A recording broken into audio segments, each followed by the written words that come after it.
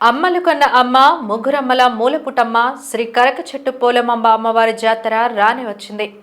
14 గ్రామాల ప్రజలకు ఆరాధ్య దేవత అయిన పోలమ్మ పండుగంటే విశాఖకు పెద్ద పండుగతో సమానం. చేపల వేట కోసం సముద్రం పైకి వెళ్లిన మత్స్యకారుల వాళ్ళలో దర్శనమిచ్చిన నాటి నుండి నేటి వరకు అమ్మవారి నిదర్శనాలు అనేకం.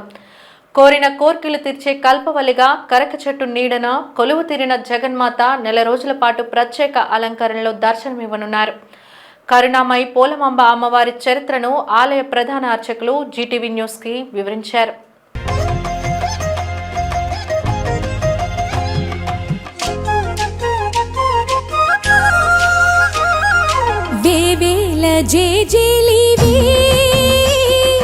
జగమేలే జగదీశ్వరి నీకేలే మా పూజలే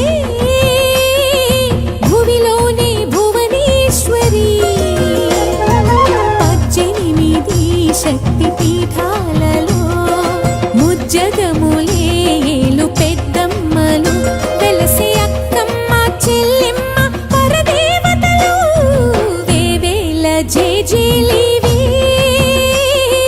జగమేలే జగదీశ్వరి వేవేల జేజేలివే. పోలమాంబాదేవి అమ్మవారి జాతర మహోత్సవాలు 14 గ్రామాలకి గ్రామదేవత, సముద్రదేవత, సర్పదేవత. శ్రీ విశ్వావసనామ సంవత్సరంలో అమ్మవారి చైత్ర మాసంలో జరిగేటువంటి మహాజాతర. ఇది అమ్మవారు విశాఖ నగరానికే గ్రామదేవత. పెదవాళ్ళ తీర గ్రామంలో ఉండే జాలర వాళ్ళకి సముద్ర వేటకి వెళ్ళగా వేటలో అమ్మవారు దొరికింది. వాళ్ళు వేగపట్ట వాళ్ళు దొరికింది. ఆ అమ్మవారిని కొన్నవాళ్ళు కొన్ని సంవత్సరాలు వారు పూజించారు. దాని యొక్క శక్తి భరించలేక పెదవాళ్ళ తీర మధ్యవంశీయులకి వాళ్ళు చెప్పారు. వారు కూడా కొన్నాళ్ళు పూజించారు. దాని యొక్క శక్తి భరించలేక అప్పట్లో ఇక్కడ ఎర్రమట్టి దెబ్బలు జీడిపళ్ళ తోటలు ఉండేవి. అందులోనే కరక చెట్లు కూడా ఉండేవి. ఆ కరక చెట్టు కింద ప్రెస్ చేయడం వల్ల కరక చెట్టు పోలమామ అని పేరు వచ్చింది. ఈవిడ ప్రతి సంవత్సరం ఉగాది వెళ్ళాక ఆదివారం రోజుని అన్ని గ్రామాల యందు చాటింపు 14 గ్రామాల్లో కూడా చాటింపు చేసి ఉత్సవం ప్రారంభిస్తారు. మరుసటి రోజు అనగా సోమవారం నాడు అమ్మవారిని పుట్టమట్టి తీసుకొని అమ్మవారి చదివిన పట్టినందు పెదవాళ్ళ దగ్గర పెద్దింటందు నిలుపుతారు. నిలిపి ఈ యొక్క అమ్మవారిని 9 రోజుల జాతర ఊరంతా చేస్తారు. తర్వాత 9వ రోజు అయినట్టు సోమవారం నాడు తొలేడు ఉత్సవం చేస్తారు. ఆ తొలేడు ఉత్సవం రోజుని అమ్మవారికి విశేషమైనటువంటి అభిషేకం, అంటే 108 ఘటాలతోటి అభిషేకం ఉంటుంది. పంచామృతాలతో అభిషేకం ఉంటుంది. ఆ రోజే తెల్లవారు రాత్రి 11 గంటలకు ప్రారంభించి మరుసటి రోజు 11 గంటల వరకు అమ్మవారి ఆలయం తీసే ఉంటుంది. అభిషేకానంతరం తెల్లవారుజాము 3 గంటలకి భక్తులందరికీ దర్శనమిస్తారు. ఇది జీడిపళ్ళు కూడా అమ్మవారి సాయంత్రం రోజున ఈ యొక్క అమ్మవారి వారి యొక్క ఎవరైతే భక్తులు ఉన్నారో వాళ్ళ కోరికను అనుసరించి జీడిపళ్ళు చేతితో పట్టుకుని పైకి విసురుతారు అమ్మవారికి. అంతే జీడిపళ్ళు అమ్మవారిని పేరు వచ్చింది.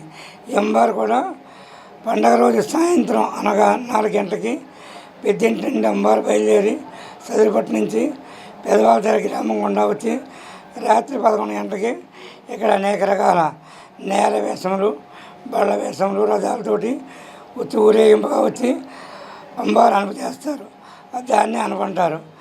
ఈ యొక్క దానికి కార్యక్రమానికి దేవాదాయ శాఖ వారు, పోలీస్ శాఖ వారు మరియు జిల్లా అధికారులు, కలెక్టరు, రాజకీయ నాయకులు అందరూ సహాయ సహకారాలతోటి గ్రామ పెద్దలు, గ్రామ సేవా సంఘం సహకారంతో, గ్రామ యువజన సహకార సంఘంతో ఒక కార్యక్రమం అత్యంత వైభవంగా జరుగుతుంది.